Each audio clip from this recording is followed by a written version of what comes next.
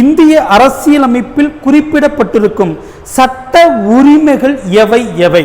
பாருங்க, அடிப்படை உரிமைகளுக்கும் சட்ட உரிமைக்குமான வித்தியாசம் என்ன?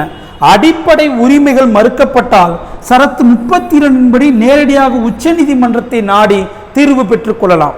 சட்ட உரிமைகள் மறுக்கப்பட்டால் ஆர்டிகல் 226 படி உயர் நீதிமன்றத்தை நாடி தீர்வு பெற்றுக் கொள்ளலாம். சரிங்களா?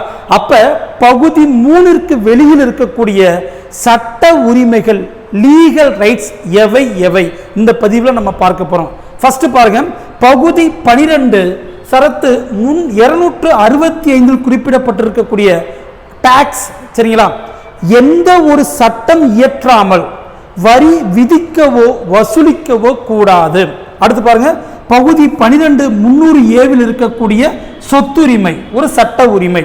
அடுத்து பகுதி 13 301 குறிப்பிடப்பட்டிருக்க சரத்து 301 குறிப்பிடப்பட்டிருக்கும் இந்திய எல்லைக்குள் சுதந்திரமான வணிகம் மற்றும் வியாபார உரிமை. அடுத்து பகுதி 15 சரத்து 326 குறிப்பிடப்பட்டிருக்கக்கூடிய வாக்களிக்கும் உரிமை.